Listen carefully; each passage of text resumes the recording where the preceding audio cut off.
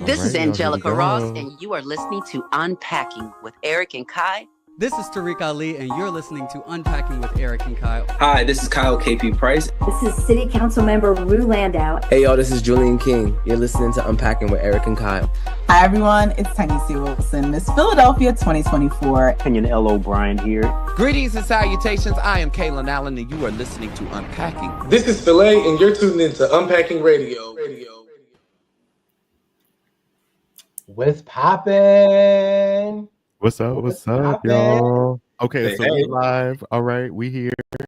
We live. Is this thing on? STS Madison? Is this thing on? Right. Now, wait, we got this. What's this right here? We can remove that. Oh, I should have brought my own microphone. It wouldn't be plugged in, but you sound good though, Fern. I can still have my, like. Child. Diamond, can you remove that? What's on our screen? I don't even know what that is. Well, while Diamond removed it, I'm gonna let y'all know who we unpacking with. Welcome to Unpacking Unplugged, and we are here with it's Eric and Kai, and we are here as we always are every Sunday at 7 p.m. with our own friend, but friend of the show, D'Angelo Virgo. Now, the boy got a resume, former state representative candidate, but now can we add author to the list? You absolutely can. Yes, we got a book out, a new book out called Dion Does DC, and he is doing the work. A period. Shout out to your friends promoting you. Even when you don't have it to promote yourself. Okay. Ooh, we gotta see. You gotta lift the people up when they down. When they're not able to lift. The song said, "Let me lift you," even if you're not ready. I'll lift you up. I'll lift you up. And it's a heartfelt thank you. I got your back, man. We got your back. Listen, y'all. Now, Dion Goes to DC is not just a children's story. This is a powerful civic tool, inviting both young readers and their parents to a colorful, cultural, authentic experience. Y'all about to learn politics here, and so we are going to unpack all of that tonight with D'Angelo. We're going to unpack your resume. We're going to unpack how to get to your book, and we also going to do what we do in Unpacking Unplugged because we always got to break the ice, right, Eric? We got to start with a game. Yeah, it's always a fun way to get started, especially, we want to introduce you to our audience. Some folks know you, some folks know you. Okay. some folks know you, but others may not. And so we always love to break the ice with our guests. You're absolutely right, Kai. Absolutely. So listen, the game we always start with, it's a rapid fire game. So as Miss Abbott would say, the namesake of Abbott Elementary. Don't think long because you're going to think wrong. So just give us your first response. You want that guttural response. Money. Yes. Oh, sorry. Well, you know what? Haven't started yet. Sorry. Say that thing that you got to say. And so tonight's game, we're going to call it Story Time with D. And I'm going to let Eric start off with the first question. Oh, I like that. Story Time with D. It's D, not the little one. Ooh. Oh, careful. Or maybe you right on the money. You know what I'm saying? So let's unpack. All right, first rapid fire question for you, D'Angelo. What's a children's book that had a big impact on you growing up? Oh my gosh, that is a good question. Corduroy George. No, actually, Mama Nancy. It's like a Jamaican storyteller, like folklore tales, and I'm Jamaican, so that's always going to be at the heart of who I am and what I do. I know that's right. Come on, culture. We love to see it. And okay, stay in Jamaica too, Kai. You said what? And stay in Jamaica. I'm sure the frequent flyer miles are stacked. So if anybody's looking for a trip to Jamaica, you need to hit up D'Angelo because or a trip anywhere. Passport there. A trip anywhere because he stays on. If you follow him on Instagram, which we will be dropping, it's dropped now actually at D'Angelo Virgo. You're gonna see he stayed traveling, so it's giving coins. D'Angelo, tell us what was the hardest part about writing Dion Goes to DC? Trying to condense the information down that is digestible for not only kids but for adults. So if I want to go into like the the bigger picture. About 30% of Americans can identify the three branches of government, and even less can tell you their function. So we have already failed as a society if those are the numbers. So I wanted to, craft it in a way that kids will be able to understand, like, okay, these are the three branches of government, and this is what they do. That's real, and we'll unpack that, because that not being educated about it piece could be a symptom of where we are today. But we'll unpack. We'll get into it. We'll get into all of that. All right, next rapid fire question for you, D'Angelo. Now, besides me, who is your dream voice actor to narrate your audiobook? Ooh, I would go with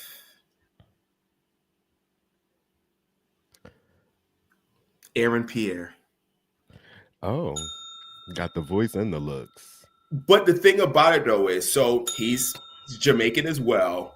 And when he switches over to his patois, I'm like, okay, you know what? It gets the people going. He can represent me. They ain't the only thing that get the people going. So I think it'll just be good branding and good marketing to have Aaron Pierre on your team. Y'all better leave Tiana Teller Man alone for y'all get popped. That girl fight. Y'all out here. I am a married man. Yeah, y'all out here grinning from ear to ear talking about Mufasa. Okay. No, they was really grinning from ear to ear when he did the when he was on the what's the name of the talk show with our old girl, and he was doing the dance down the hallway. Jennifer Hudson. Jennifer Hudson. Yeah. Okay, so what's one thing that you wish every kid knew about the government? I wish they knew that the government works and operates for them, and not the other way around. Tall Cabby. Teach the babies. Empower the people. And that's the type of empowerment we all need right now, honestly, not just the children. Oh, absolutely. Not just the children. Honestly, I feel like if more people knew and understood that, we would not be in the position that we are. And I'm not even talking about at the federal level. I'm talking about at local level as absolutely. Feeling powerless. Absolutely. Yeah. Absolutely. Next rapid fire question for you. Schoolhouse Rock or Reading Rainbow? It depends on what you're looking for. But in the context of what we're talking about, I'm going with the Schoolhouse Rocks. I know that's right. Schoolhouse Rock broke it down for you, and it gave you a whole nasty little song to have it go with it. So you be in there like it worked. Schoolhouse Rock was kind of our Gracie's Corner when I think about it. Absolutely. Like, yeah. But more informative. I think Schoolhouse Rock is more informative, but it definitely gave us a little beat to it. Like we remembered all the little conjunction, junction. I would not be upset at a Gracie's Corners version of Schoolhouse Rock. Yeah. This has now been copyrighted, and if y'all steal an idea, I'm running up. So don't do that. Don't play with us. Don't try to call the lawyers. Call the lawyers. D, who is your favorite fictional political leader? Oh, fictional would be Selena Meyer off of Veep. So she was a congresswoman, then a senator, then the vice president, and she was a president. So if you haven't seen Veep, it's a parody of how government works. But sadly, it's a true picture of how the government works. So if you ever watch Veep, I strongly suggest you do. You will see who I'm talking about. But President Selena Meyer is my favorite fictional political character. Okay. And she's funny too. If I'm thinking of Veep, if I'm thinking of who I'm thinking of. Okay. So let's get into next question. If Dion Goes to DC had a sequel, because it looked like Lil Dion took a field trip to the White House, and even at the end, Little Dion had dreams and aspirations of being a president one day himself.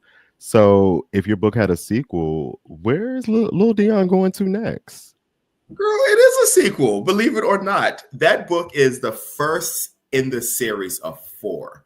So the first book talks about the three branches of government and its functions, and then part 2, which I already started the process of writing it. It's going to break down each of the branches. So the second book is going to be on the executive branch. The book after that is going to be on the legislative branch, and then the last one is going to be on the judicial branch. And basically in the executive branch, it's going to break down what the cabinet positions are. So for instance, people know that there's always a Senate confirmation hearing, and the president has to surround himself with these different people, but people don't know what the Secretary of Education does. Sadly, they're, we all heard what happened with that, but people don't know the role of Secretary of the Interior or Secretary of the Treasury or Secretary of State. So basically part 2 is going to break down what each one of those positions are, so kids can understand, like, okay, so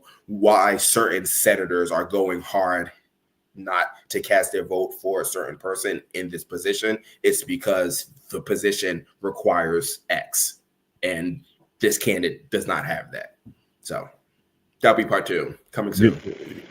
Kai, the book is narrated for kids, but honestly, adults are going to be learning, especially like if you're reading this to your kid, you're going to be learning along the way. Like, this is really helpful information that I know the focus is kids, but really a lot of adults don't even know this. Well, honestly, so yes, it is for kids, but it's written in a way for adults to absorb the info as they're reading to their kids.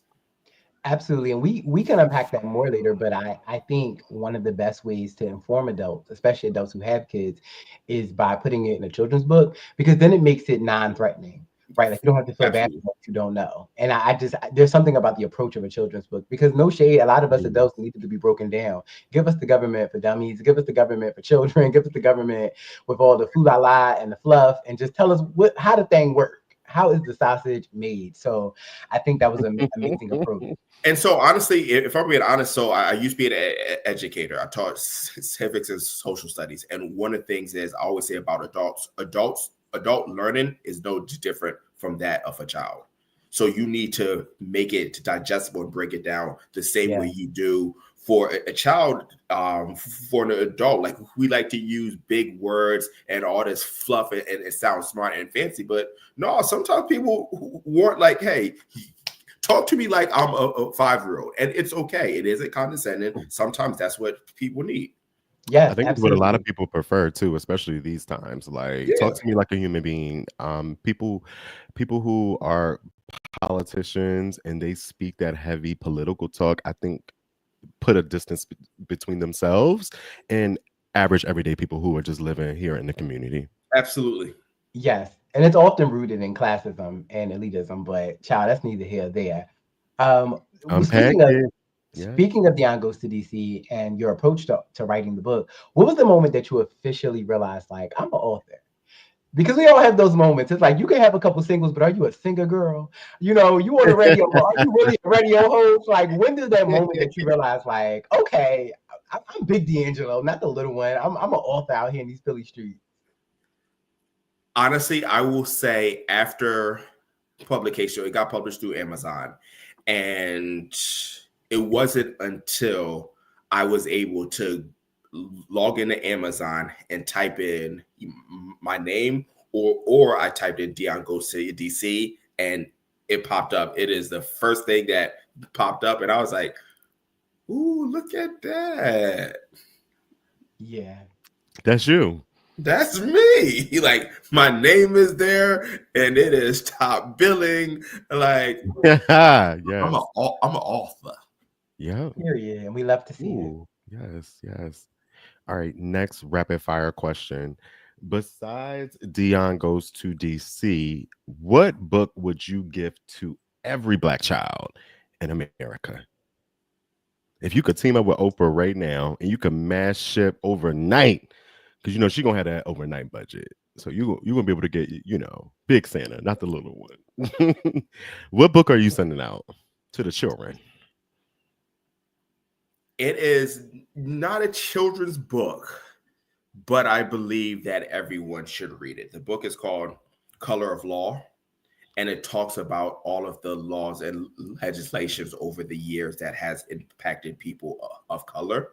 And I think it's important for us to know how we got to this point where we are now, and the fight and the struggle it took for us to get here through some of the laws that have been passed. And it's important for us to all be aware of it. Noted.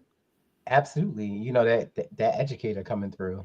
Big resume. Big resume. Okay. Our last rapid fire question, and this one is just like we getting in your business. When you writing 4 o'clock in the morning, you know, right after work, what is your go-to snack? What is that snack that just like is gonna keep you to be able to burn that midnight oil? A shot of vodka. I'm playing. Sometimes means sometimes. No, I think a brownie and ice cream. So like I like to get a brownie from Insomnia, warm it up for about 30-35 seconds, place some ice cream on and have it melt down just a little bit. And there we go. Not you got the seconds and everything just down pat. Not COVID weed. While you writing the book. Let me tell you something. It has broadened my back a little bit, but we'll be okay by summer. Come on, for drawbacks. We support a healthy back here. Yes, we do. You gotta have a broad back. Drawbacks. As Black men, sometimes we are carrying so much weight, so you gotta have that broad back to be able to carry it all. No, I get it. I'm on the tennis court, so I keep my shoulders, real petite like. This very small back. Okay, I'm looking over. So I can see you. Yeah. It helps Can hold you past me. So we want to get into the interview. Tell us and you spoke to it already, so I guess kind of dive a little deeper. What exactly was the inspiration behind writing Dion Goes to DC? What did you hope that families, because we know it's not just for children, what did you hope that families would take from it? I wanted them, so the biggest thing for me is how can we be a part of a system that we don't even understand how it operates? We saw, let's take for instance the 2024 election. There's a lot of misinformation that's out there that it all boils down to people are just not educated on what's happening. And we've gone away with basic comprehensive civics education in our school. So the whole premise of the book, or the whole purpose of the book, was to help people understand, like, okay, this system that affects everything that I do in my life, I need to at least have a basic understanding of how it operates. So even when I'm teaching a civics course and I'm starting off, I'm asking kids, all right, name me something that you enjoy doing that you feel the government does not have a hand in. And so every once in a while, you have a kids like try to be smart and say, well, breathe it. Well, believe it or not, the EPA, the Environmental Protection Agency, is that agency that helps deal with the air quality control. So literally the air that you breathe is controlled by the government. So we need to understand how it works. And we do need to understand like the different branches and what each one of those branches do. I know that's right. We often hear, if you don't do politics, politics will do you. And baby, when I tell you right now, politics, I know this is a live show, so I'm gonna censor some of what I'm saying. But politics is doing the folks now. I mean, doing them. All right. Real bad. Coming back to bite. The clown, when you do clownery, the clown comes back to bite. All right, so let's get into this next question, because you've already kind of unpacked this a little bit, just this duality that you have with your books, that it's content that's valuable for both children and adults, particularly because the adults are reading a lot of times to the children, and it's an opportunity right there for adults to learn along with their child, which is really genius marketing. I didn't go to Temple University for business. I went to Morgan State for that in undergrad. But what I did learn, but what I did learn was that if you want to market there's two group of people where you're going to get the biggest bang for your buck when it comes to consumer marketing, and that's women and that's children. Unpack for us, what was your decision? What was your approach to creating this system really because it's more than just I'm holding up this book, but you really have plans to go forward and do so much with this. What was that thing that made you decide, like, I'm going to focus on children and parents? Why was that important for you? So as I mentioned earlier, like our schools have done away with comprehensive civics education.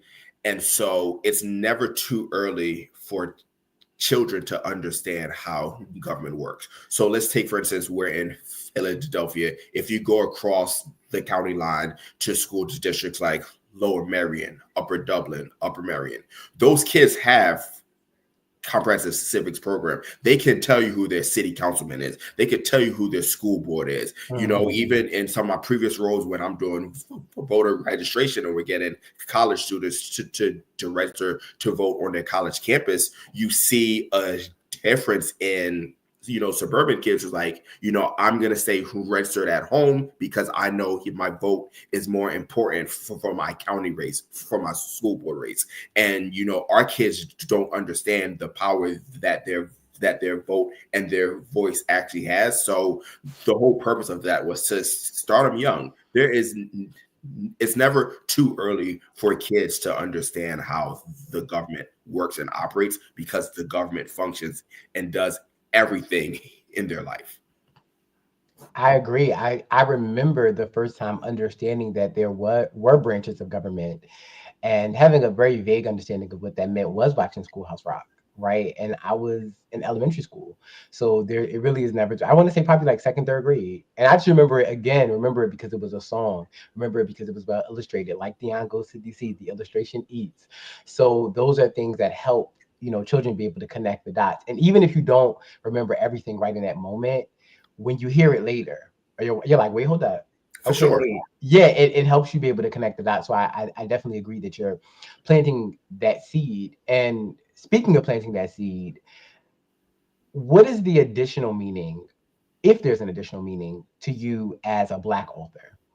Right, because it's so important for people to see themselves. And Dion Goes to DC shows Black children themselves. You are a Black author leading a conversation, you know, around using storytelling to talk, have civil dialogue, right? Civic dialogue. What is the meaning for that for you? Oh, it was extremely important for, you know, kids to be able to see themselves in the book. And it's funny, I went back with my illustrator, because when he gave me the first illustrations, you know, the entire class was white. Okay. No. I was like, like I cannot be the only Black child in this class. So I need you to go back and diversify this class. And I know diversity, equity, inclusion is, they're trying to have it be a thing of the past, but it won't be in my book. Okay, talk heavy. Now wait, just before Eric asks a question, speaking of diversity, equity, and inclusion, I noticed that one of the characters had a striking resemblance to your current partner. Was that by accident or was that intentional? Oh, that was very much intentional. I gave the illustrator a copy of. I gave. That wasn't DEI. That was a nepotism. That he made sure his hand. Yeah.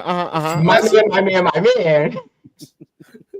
Okay, so there was a little hint of something in there, and I appreciated it though. I was like, it wasn't overt. It wasn't like anything probably that people who don't really know you would catch. But listen, if y'all are watching this and not listening, y'all can see that's a little Sterling. I'm name dropping. That's his man, y'all. And don't be in his DMs. Okay. I love it. All right, let's keep unpacking. You know, and you touched on political literacy and why it's so important, especially to Black communities right now. Unpack that for us a little bit more, because I think, especially for this past election, there was a sentiment of my vote doesn't count. I think that still lingers a lot in the community. And I think there's also a growing support for MAGA Republican. I think we've seen a lot of that in this past election.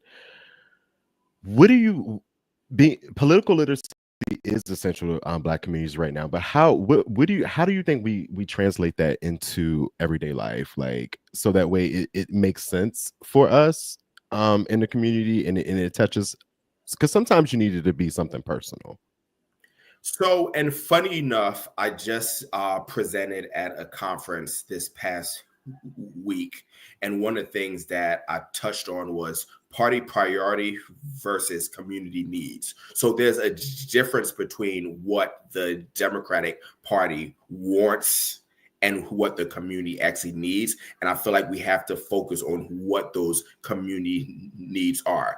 As a whole, the Democratic Party wants us to focus on LGBTQ issues. They want us to care about, access to abortion. However, that is not the concern of everyone. So if I'm going into a certain community and I know that there is somebody who's working 3 and 4 jobs just to make ends meet, if I know that education is failing in their community, I'm not going to talk to them about LGBTQ plus issues, because at the end of the day, that is the furthest thing in their mind. They are trying to feed their family. And while we want people to care about everything as a whole to give us that sense of community, the reality is we have to focus on what the needs of that community are.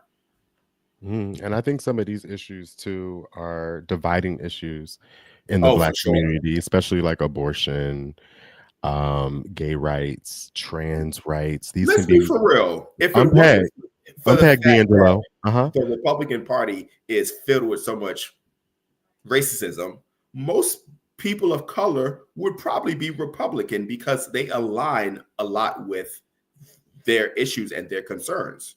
Absolutely. And some of them still are, despite the fact that it has what it has.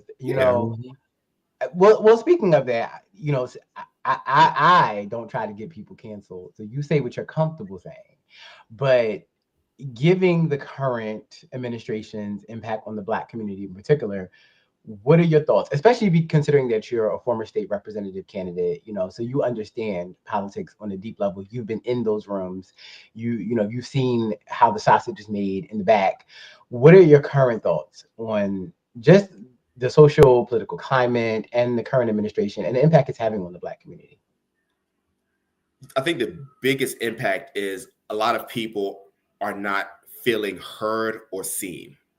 And that's what I'm talking about like the difference between the party priority and the community needs. We have a community of people that are hurting. And the biggest way they are hurting is financially. At the end of the day, I want to be able to pay and provide for my family, for myself. And that is going to be first and foremost. And everything else is secondary. If I can't provide for my family, I can give 2 F's about immigration. If I can't provide for my family, I don't care about LGBTQ rights. Like, I need to tend to me and my needs. And right now we have a community and set of people that their needs are not being met. And cycle after cycle, election after election, candidate after candidate, they're getting people in that are feeling like they are not being heard and they are not answering the questions and the needs and the wants of the community. So people are looking outside, they're looking elsewhere. The reason why the current administration got some of the support it did is because they were talking about the pocketbook issues, the economy. That is what people cared about in the moment. Absolutely. It was almost like a perfect storm. And Donald Trump being reelected spoke to the sentiment that a lot of people were feeling, Black and white, Christian and non-Christian, I think, when it comes to a lot of things in this country. And, I think there were people with like spouses or like parents who were immigrants, illegal immigrants, who were still voting for Trump because they were paying too much for groceries. So for them, is their need to survive and feed their family was first and foremost. And you think about it, that's the whole reason they came here. And so if he's going to be the way to be able to help them out, to help their family, they're going to go with that. And now they're going back home. Child. And that song too, that song that they had put out where they was that's went viral. Like that song sounds a mess, but I it do really look forward speaks to it, to though. the desperation Yeah. that I think this last political round really spoke to the desperation that a lot of people are feeling here in America. That's been on set for a very long time. People are hurting. Yeah. People are hurting in their pockets financially. People are having a hard time paying their bills. People are having a hard time. Eggs is that about tipped everybody over because groceries were already high, rent was already soaring, and rent just keeps going up. And There's your pay no is end in staying. Your sight, pay is staying the same. and your pay is staying the same. People are really struggling, especially in cities and also out in our rural and suburban areas. I think we don't unpack that enough. We have a lot of representation, especially on mics and media in our cities and what people are experiencing in our cities and our suburban areas, but out in our rural areas too. Folks are really hurting in some ways, in different ways than what we're experiencing here in the city.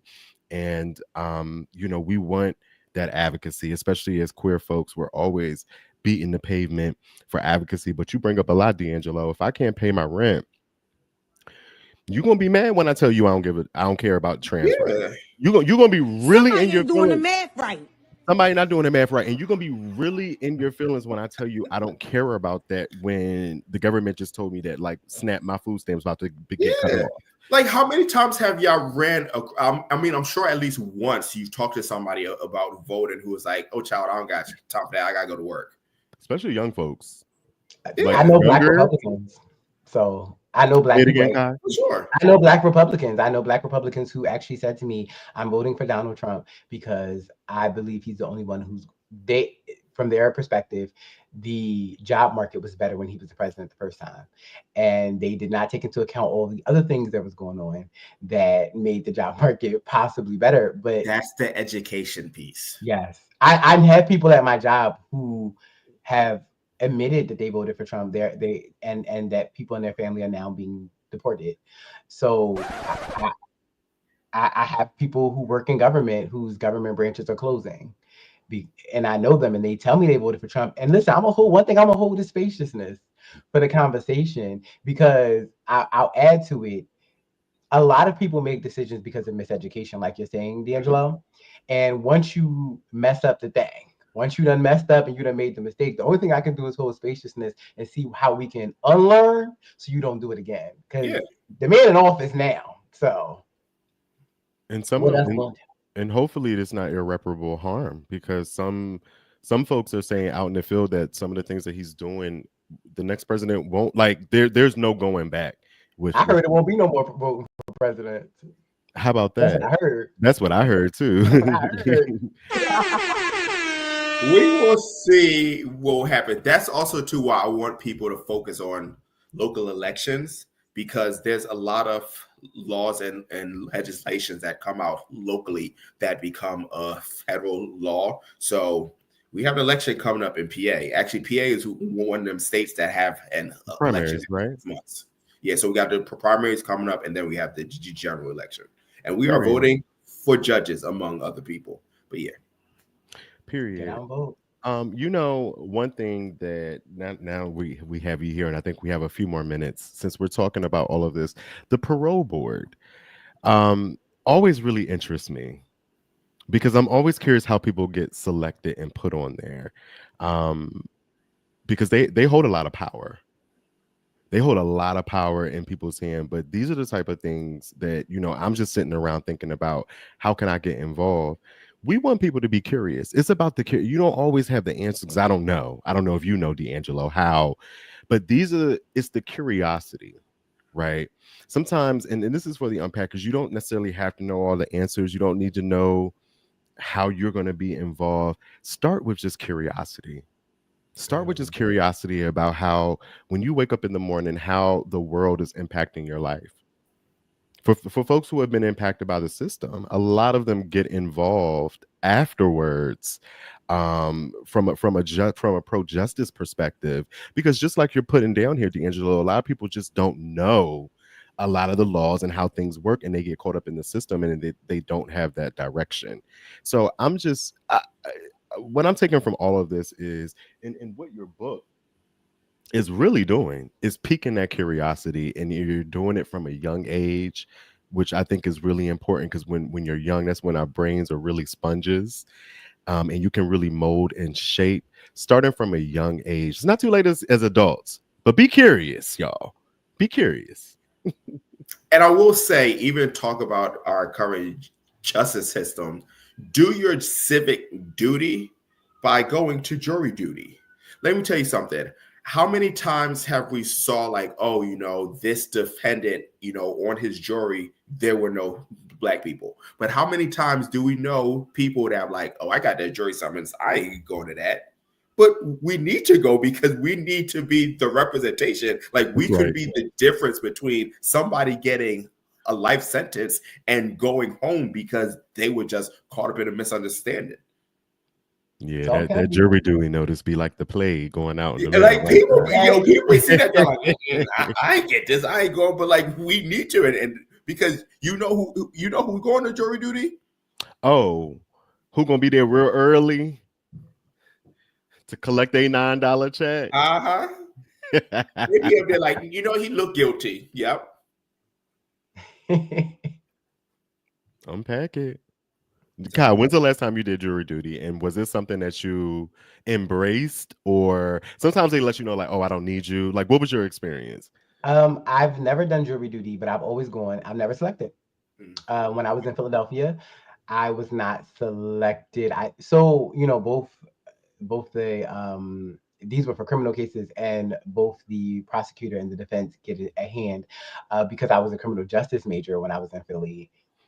The girls did not want me on there because you do get to choose. I mean, you do select. The selection process has a lot more. People are being strategic when they're eliminated. You shouldn't be a part of it. And so I think the lawyers in particular. Yep. And then here in DC, I have been called 3 times. All 3 times, I have been notified the day of or the day before that I don't need to show up. So I've never been selected. I do think because I work for government in an essential position that does have something to do with it. A lot of times these are like long-term cases, and they're like, "No, baby, you go to work." So I've not been selected, but I actually would love to go to jury duty. I mean, and no shade, a lot of y'all be out here complaining about going to work, child, vacation. You ain't got to think about nothing. You just got to sit there and get these paid lunches. And you get a little $9 check. Jury duty, if you listening, what's good? Not you calling and asking for it. I'm here. I want to represent for the folks. I agree with both of y'all. I've been selected once, but then the guy ended up making the deal right before we went to trial, so we didn't need to go to trial. But I've been called for jury duty quite a few times, and I go down there and I do what I'm supposed to do. But I think it is important that we show up and be really like you're supposed to be, a peer. Judge by your peers, and the only way that happens is if your peers are actually showing up. And so, wow, we've unpacked so much, Kai, different ways people can get involved civically, locally, politically, all of the things. There's room for everybody at the table, no matter, what tickles your little political fancy. But I think it's just imperative that, right, D'Angelo, is that we get involved some type of way. Because even from birth, from the moment we're born, government is impacting our lives because they give you a social security number. Yes. They actually make you a person in the computer. That's right. So. Absolutely. Well, listen, we done had you here. We want to end with you talking about the book Dion Goes to DC. So we have 2 questions, 3 really, before you go. 1, when can we expect the next installment? And I know that's an early question. You like, I just released the thing. Back up out my mug. We're not. Towards the end of the year. Towards the end. Oh. Spring, summer. Spring, summer joggers? Like, wait. Andy, a spring, summer, Yeah. Okay. But I love that you're right on it. Tell us as you go, and we'll sort of let you have the final word. How can people support you? How can people buy your book? How can people stay connected with you? And how can they stay engaged with civic education? So a couple of things. One, you can purchase the book on Amazon. It is available on Amazon because I am a published author, so you can buy it on Amazon. It is Dion Goes to DC. You can follow me on my Instagram at D'Angelo Virgo, or you can follow my civic engagement page at Civically Engaged. And the biggest thing, even if you don't want to do any of that, just stay involved in government in your city, in your township, in your county, because that's important. Because it really isn't just for me, it's for you and your family as well. Absolutely. So when your kids getting caught up in the system and then now they got to go down there and do community service hours at the courthouse, like I had to do when I was a little youngin'. Ooh, Eric. What you do, Eric? This was back in Maryland. I think I had too many speeding tickets. Is it? And they had sent me down to the thing. Dox them, y'all. Dox them. Is it? Before I got the Karen Huger phase, they said, we're going to stop this right now. We don't need no more Karen Hugers out here. Listen. Leave that poor woman alone. She has been through so much. I bet she done put people through so much. She has put us through a lot too. Would you say, Kyle? Okay. No, I said she done put people through so much. I hear drunk driving in these streets. Okay. Just out here reckless. Putting the people in danger while you got your concubine. I am looking forward to that season when she come back, though. If she come back, because sometimes embarrassment. This next one, you know, she gonna have a dope storyline, and they're gonna want the viewers. She might need the money. She might be going through a divorce at the time. That's what I heard. Ray's had allegedly she was in that car with a man that wasn't her husband. But she was. I thought she was like trying to spin that like that was her driver. Oh, okay. Well, my husband, my driver too. That's what word on the street is. That's what I heard. That's what Whitney said. That's what I heard. What we heard was for a long time, people were saying that Karen was the drunk of Potomac. From like season 1. Yes. And so when you do clownery. And the funny thing is, even at the past reunion, people was like, oh, I'm not surprised. Well, her reputation preceded her, and on that note, the thing has been unpacked. We have unpacked Unplugged for real. It was Unplugged with D'Angelo. It's always good to have our friends on the show. Thank you so much, D'Angelo, for being here. Y'all make sure y'all go and purchase Dion Goes to DC. Y'all support this Black man, okay? Our support of ourselves is important now more than ever. So y'all make sure y'all Tootsie roll down onto Amazon and support Dion Goes to DC. Yes, support me and my man. We got trips to go on. We want to have civic engagement for the world. That's what I meant to say. That's what. Okay.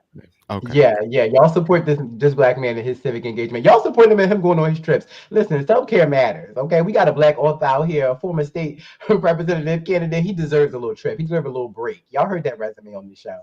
That's the only way we're gonna get work out of this man. He got to rest. If we want another book, y'all, he's got to rest. Thank you. He's got to rest, and we look forward to having you back on Unpacking when that next book is out. We can't wait to unpack more with you. So thank you for being here. And thank you, brother-in-law. Yes, good night, y'all. Let the music play.